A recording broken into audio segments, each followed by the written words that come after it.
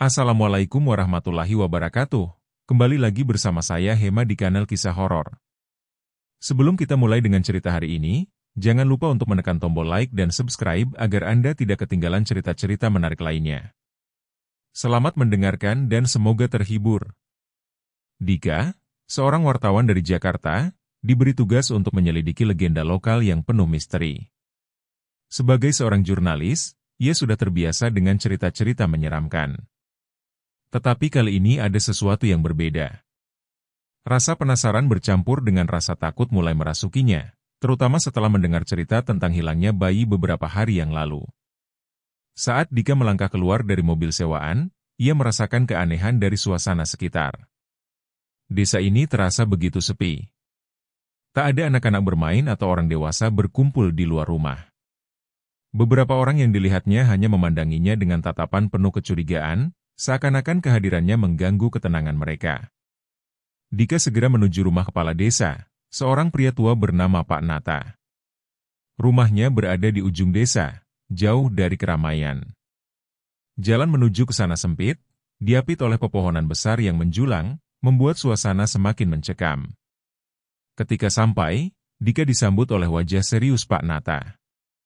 Tanpa basa-basi, Pak Nata langsung memperingatkannya. Kamu gak seharusnya datang ke sini, apalagi kalau niatmu untuk mencari tahu tentang Kuyang.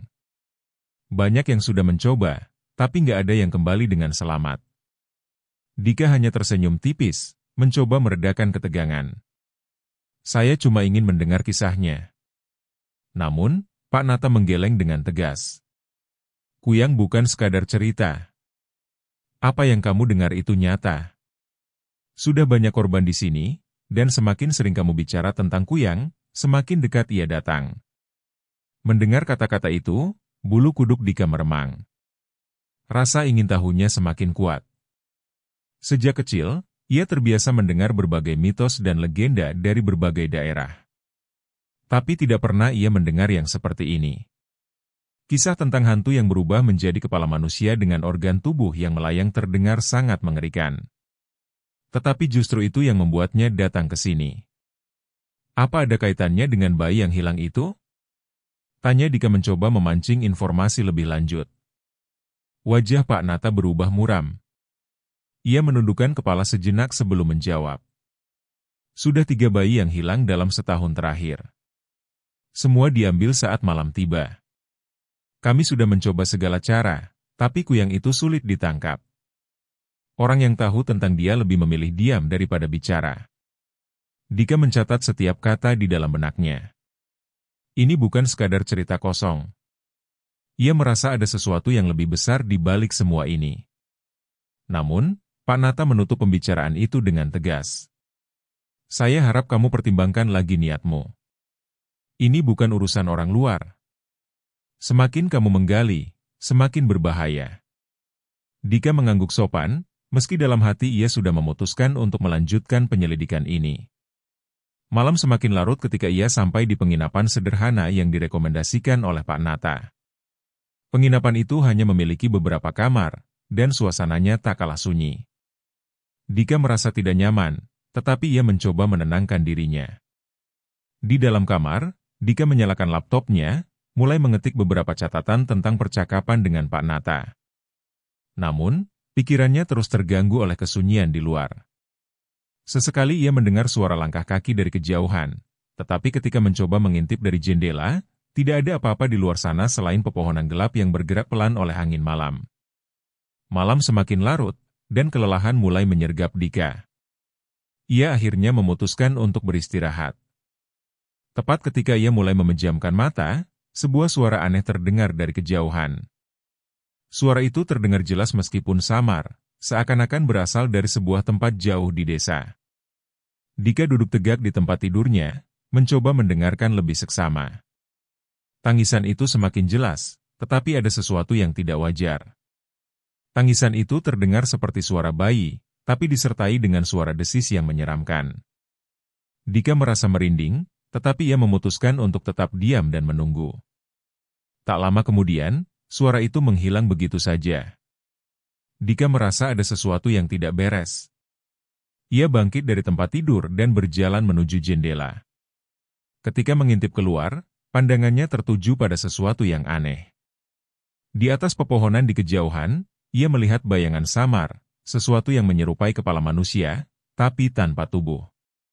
Keesokan paginya, Dika merasa cemas dan bingung. Bayangan yang dilihatnya malam sebelumnya masih terus menghantuinya, meski berusaha meyakinkan diri bahwa itu hanyalah hayalan akibat kelelahan. Hatinya tetap tidak tenang. Saat sarapan di penginapan, Dika mencoba bertanya kepada pemilik tempat tentang apa yang dia lihat, tetapi wanita tua itu hanya tersenyum samar dan menghindari pembicaraan lebih lanjut. Mungkin itu hanya burung, ucapnya singkat sebelum beranjak ke dapur. Ia memutuskan untuk melanjutkan penyelidikannya. Setelah meninggalkan penginapan, Dika mengunjungi beberapa rumah penduduk setempat untuk mencari informasi. Orang-orang enggan membicarakan Kuyang. Mereka lebih memilih diam, menghindar, atau mengalihkan pembicaraan ke hal lain. Setelah berjam-jam bertanya tanpa hasil, Dika akhirnya menemukan seorang pria tua bernama Pak Usman yang bersedia berbicara. Pak Usman adalah salah satu penduduk tertua di desa itu dan dianggap sebagai orang yang mengetahui banyak hal tentang legenda setempat. Di teras rumah kayu miliknya yang sederhana, Dika duduk bersama pria itu, siap mendengarkan cerita yang selama ini tersembunyi. Kuyang bukan sekadar legenda untuk menakut-nakuti anak-anak, kata Pak Usman sambil menyalakan rokoknya. Dulu, ada seorang perempuan di desa ini yang terlibat dengan hal-hal yang tidak seharusnya. Dika, seorang wartawan dari Jakarta, diberi tugas untuk menyelidiki legenda lokal yang penuh misteri. Sebagai seorang jurnalis, ia sudah terbiasa dengan cerita-cerita menyeramkan. Tetapi kali ini ada sesuatu yang berbeda. Rasa penasaran bercampur dengan rasa takut mulai merasukinya, terutama setelah mendengar cerita tentang hilangnya bayi beberapa hari yang lalu. Saat Dika melangkah keluar dari mobil sewaan, ia merasakan keanehan dari suasana sekitar. Desa ini terasa begitu sepi. Tak ada anak-anak bermain atau orang dewasa berkumpul di luar rumah. Beberapa orang yang dilihatnya hanya memandanginya dengan tatapan penuh kecurigaan, seakan-akan kehadirannya mengganggu ketenangan mereka. Dika segera menuju rumah kepala desa, seorang pria tua bernama Pak Nata. Rumahnya berada di ujung desa, jauh dari keramaian. Jalan menuju ke sana sempit, diapit oleh pepohonan besar yang menjulang, membuat suasana semakin mencekam. Ketika sampai, Dika disambut oleh wajah serius Pak Nata. Tanpa basa-basi, Pak Nata langsung memperingatkannya. Kamu gak seharusnya datang ke sini, apalagi kalau niatmu untuk mencari tahu tentang Kuyang.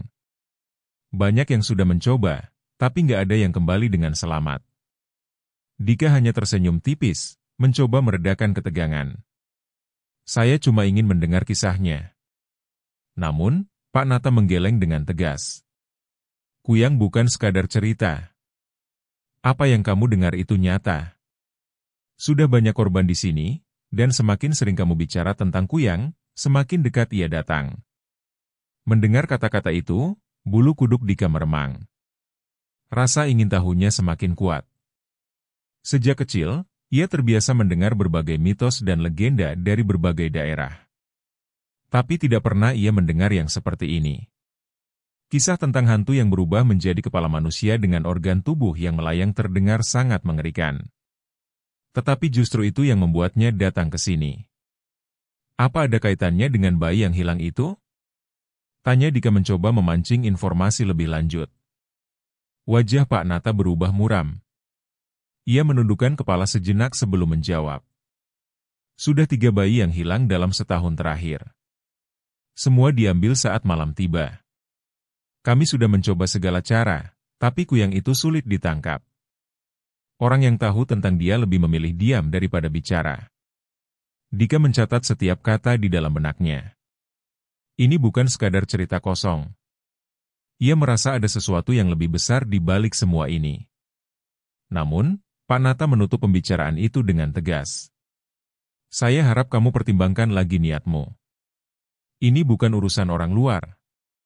Semakin kamu menggali, semakin berbahaya. Dika mengangguk sopan, meski dalam hati ia sudah memutuskan untuk melanjutkan penyelidikan ini. Malam semakin larut ketika ia sampai di penginapan sederhana yang direkomendasikan oleh Pak Nata. Penginapan itu hanya memiliki beberapa kamar, dan suasananya tak kalah sunyi. Dika merasa tidak nyaman, tetapi ia mencoba menenangkan dirinya.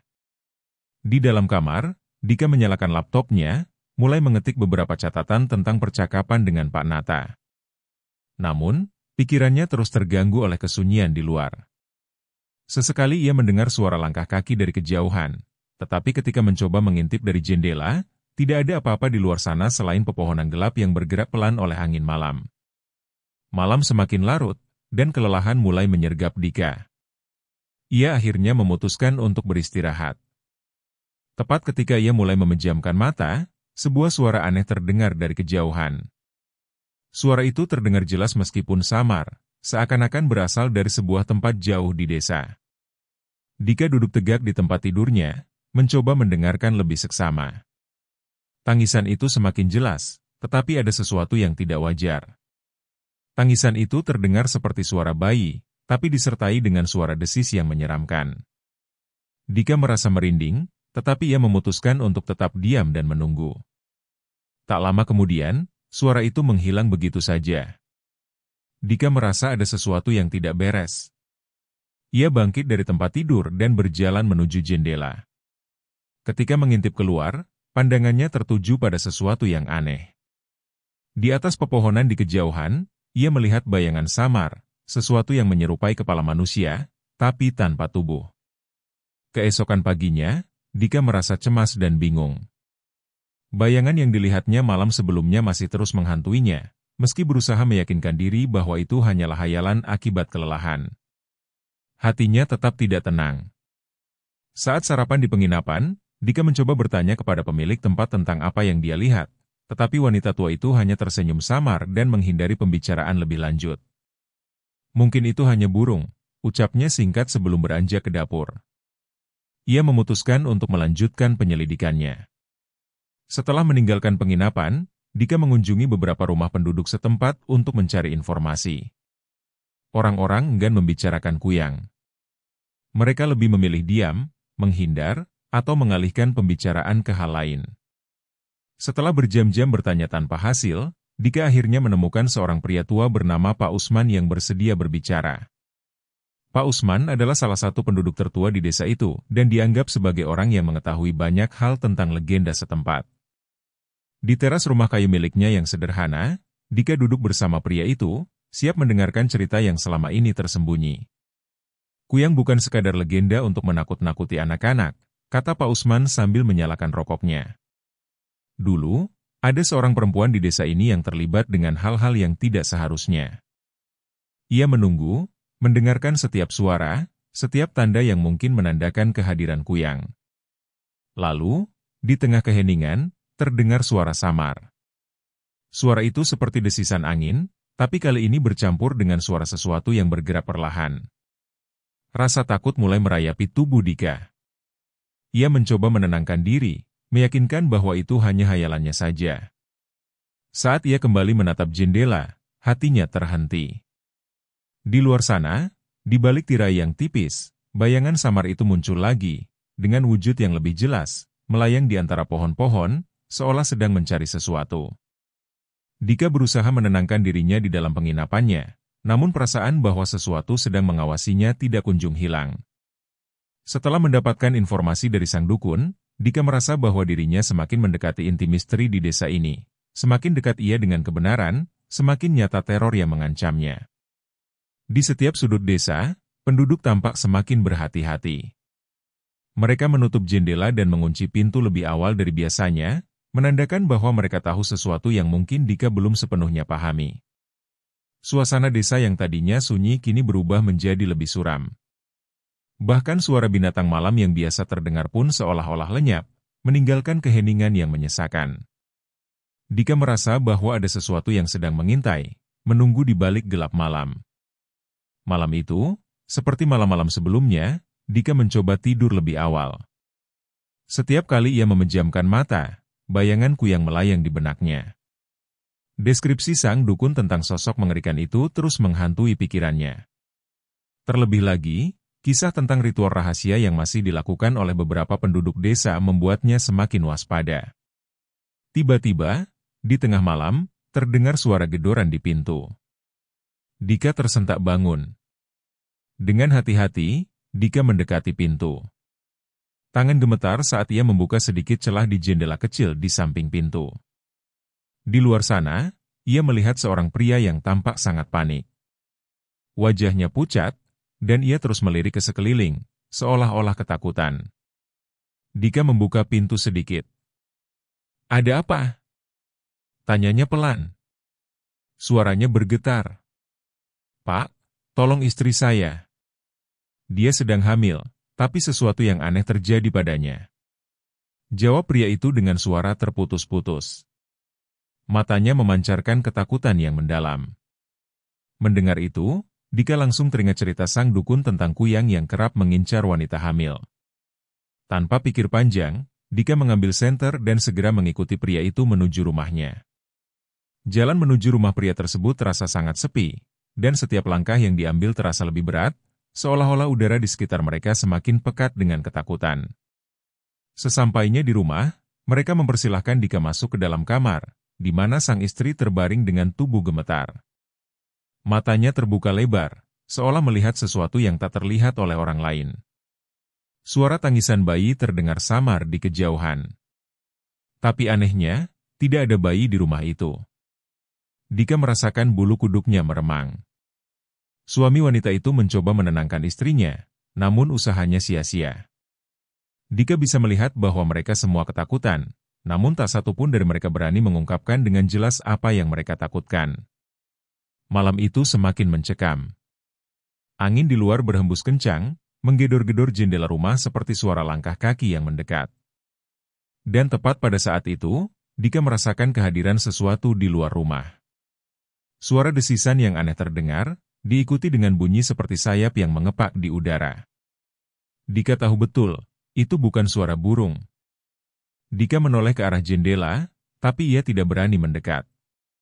Ia tahu, sosok mengerikan itu bisa saja sedang mencari mangsanya.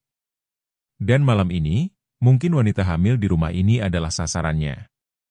Di tengah ketakutan yang melanda, Dika menyarankan agar mereka menyalakan lebih banyak lampu di rumah dan menghindari membiarkan pintu atau jendela terbuka. Sang suami dengan tergesa-gesa mengikuti saran Dika, meskipun ketakutan terlihat jelas di wajahnya. Di dalam rumah, suasana semakin mencekam.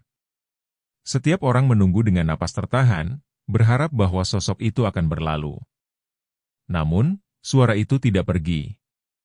Ia tetap berada di luar, mendekati rumah, semakin jelas terdengar. Dika menahan napas ketika sebuah bayangan besar melintas di luar jendela. Bayangan itu seakan melayang, disertai suara serupa gemerincing organ-organ tubuh yang bergerak. Kuyang itu ada di sini. Teror semakin mendekat, dan Dika menyadari bahwa malam ini bisa menjadi malam yang sangat panjang. Kuyang tampaknya tidak akan berhenti sampai dia menemukan apa yang dia cari. Malam-malam yang berlalu meninggalkan Dika dalam keadaan terjaga dan waspada.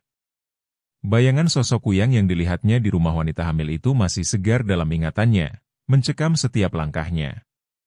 Penduduk desa semakin menutup diri, bahkan enggan berbicara dengan Dika lebih jauh tentang apa yang terjadi. Desa itu tampak seperti sebuah tempat yang telah ditelan oleh teror dan ketakutan yang tidak pernah berakhir. Dika tidak bisa menyerah begitu saja. Ia merasa ada sesuatu yang lebih besar tersembunyi di balik semua ini. Terlepas dari segala peringatan yang diberikan penduduk desa, ia memutuskan untuk melanjutkan penelusurannya. Kali ini, ia mendengar kabar tentang sebuah gua yang terletak jauh di dalam hutan, yang konon digunakan sebagai tempat rahasia di mana Kuyang atau pemuja ilmu hitam pernah melakukan ritual. Dika mempersiapkan diri, membawa senter, alat rekam, dan beberapa persediaan penting sebelum berangkat menuju hutan. Perjalanannya tidak mudah. Hutan di sekitar desa sangat lebat dan sunyi, seolah tidak ada satupun hewan yang berani berkeliaran di sana. Setiap langkah yang diambilnya terasa seperti memasuki tempat yang dilupakan oleh waktu. Batang pohon yang tinggi menjulang dan dedaunan yang tebal menutupi sebagian besar langit, menciptakan suasana yang lebih gelap dari seharusnya. Setelah berjam-jam berjalan, Dika akhirnya sampai di mulut gua yang disebutkan dalam cerita-cerita warga desa. Gua itu tampak seperti sebuah celah besar di dinding batu yang tertutup oleh semak-semak. Udara di sekitar gua terasa lebih dingin, dan ada bau aneh yang tercium, seperti bau tanah yang lama tidak tersentuh. Dengan hati-hati, Dika memasuki gua itu, menyalakan senternya untuk menerangi jalan di depannya. Di dalam gua, suasananya sangat sunyi. Tidak ada suara air yang menetes atau gerakan apapun, hanya keheningan yang berat dan menyesakan. Semakin dalam ia melangkah, Dika mulai melihat tanda-tanda bahwa tempat ini pernah digunakan untuk sesuatu yang misterius. Di dinding gua, ada coretan-coretan aneh yang terlihat seperti simbol-simbol kuno, sementara di sudut-sudut gua terdapat sisa-sisa benda-benda ritual. Di salah satu sudut, Dika menemukan sebuah kotak kecil yang terbuat dari kayu, tertutup rapat dengan tali-tali yang kusut. Instingnya mengatakan bahwa ini mungkin salah satu kunci dari misteri yang melingkupi Kuyang. Saat Dika mencoba membuka kotak tersebut, udara di sekitar gua tiba-tiba berubah. Suara gemerisik mulai terdengar dari dalam kegelapan gua, seperti sesuatu yang bergerak mendekat. Dika merasakan bulu kuduknya berdiri dan keringat dingin mengalir di punggungnya. Ia menoleh, memancarkan cahaya senter ke sekeliling gua, namun tidak menemukan apapun. Tanpa disadari, Dika menyadari bahwa dia tidak sendirian. Ada sesuatu yang hadir di sana, mengamatinya dari dalam bayang-bayang gua. Ia menelan ludah, berusaha menjaga ketenangannya. Suara gemerisik semakin mendekat, dan dalam kegelapan, Dika bisa merasakan kehadiran Kuyang, meskipun tidak melihatnya secara langsung. Kehadiran itu begitu nyata, seolah-olah sesuatu yang tak terlihat sedang melayang di udara, mengitari dirinya. Dika tahu ia harus segera keluar dari gua tersebut. Ia mengambil kotak kayu itu dan berlari keluar, meninggalkan gua dengan langkah cepat. Di luar, malam sudah tiba, dan kegelapan hutan membuat jalan pulang terasa lebih menakutkan daripada sebelumnya. Suara-suara aneh mulai terdengar di sekitar hutan, desiran angin yang seolah berbisik, dan gemerisik dedaunan yang bergerak tak beraturan. Saat Dika mendekati pinggiran desa, ia menyadari bahwa suara-suara itu semakin keras. Di antara pepohonan, ia sekilas melihat sesuatu melayang di udara, mengikuti langkahnya. Sesuatu yang menyerupai bayangan besar, dengan organ-organ tubuh yang menggantung dan bergerak perlahan. Dika tahu, Kuyang sedang mengincarnya. Dengan napas tersengal-sengal, Dika berlari menuju rumah sang dukun, satu-satunya tempat di desa ini yang mungkin bisa memberinya perlindungan. Ia tiba dengan tubuh yang gemetar dan penuh keringat. Sang dukun menatapnya dengan wajah serius, seolah sudah tahu apa yang terjadi. "Kamu sudah terlalu jauh terlibat," kata sang dukun dengan suara pelan namun tegas. "Kuyang itu sudah mengincarmu sekarang." Dika menatap sang dukun dengan penuh ketakutan. "Apa yang harus saya lakukan?"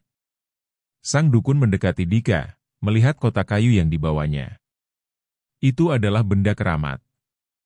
Jika kamu ingin menghentikan Kuyang, kamu harus menghancurkan benda ini.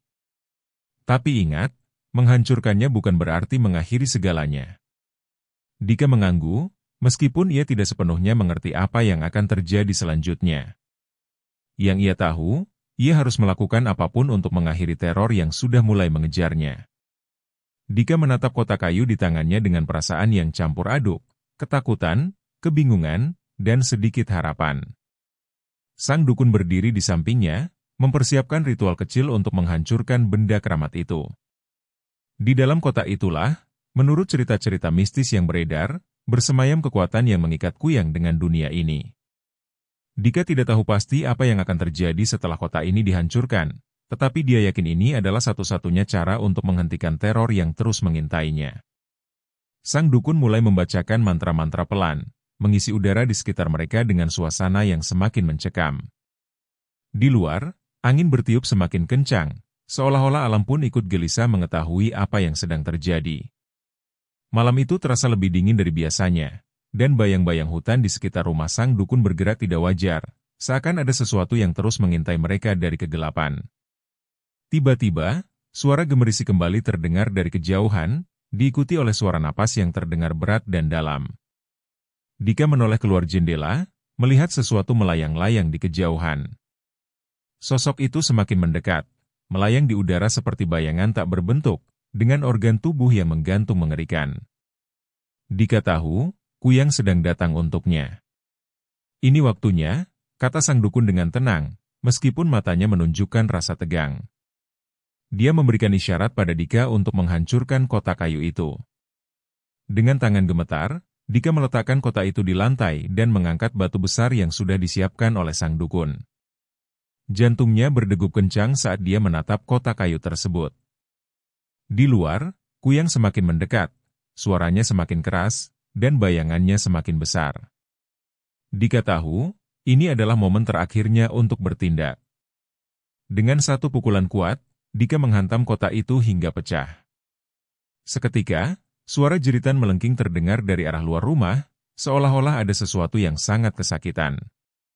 Angin kencang mendadak menerpa rumah, membuat dinding bergetar dan pintu berderak keras. Sang dukun melanjutkan mantranya, suaranya semakin keras untuk melawan kekuatan jahat yang mulai mendekat. Bayangan itu bergetar hebat, seolah-olah sedang berjuang melawan sesuatu yang tak terlihat. Jeritannya memenuhi udara, namun perlahan-lahan suara itu meredah, dan sosoknya memudar dalam kegelapan malam. Dika yang masih terengah-engah hanya bisa berdiri terpaku, tak percaya bahwa teror itu benar-benar telah berakhir. Sang dukun menatap Dika dengan wajah yang lebih tenang, namun ada peringatan di matanya. "Kamu telah menghancurkan benda yang mengikat Kuyang," katanya dengan nada serius. "Namun ingat, Kuyang itu bukan makhluk yang bisa dimusnahkan begitu saja. Selama ada orang yang percaya pada ilmu hitam, selama ada keserakahan dan ambisi yang menguasai manusia, Kuyang akan selalu ada."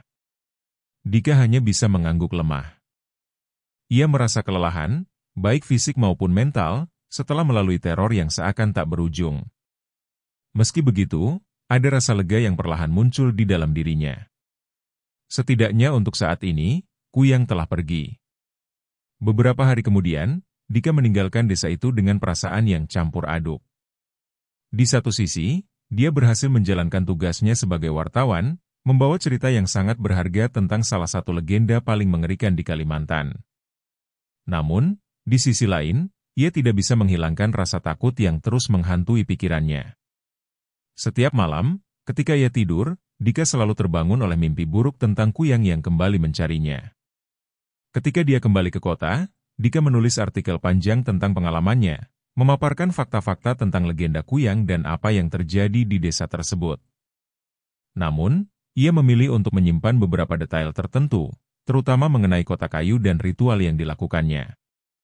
Ia tahu, beberapa hal lebih baik dibiarkan menjadi misteri. Sejak saat itu, Dika menjalani hidupnya dengan sedikit lebih waspada. Kuyang mungkin telah hilang untuk saat ini, tetapi legenda seperti itu tidak pernah benar-benar berakhir.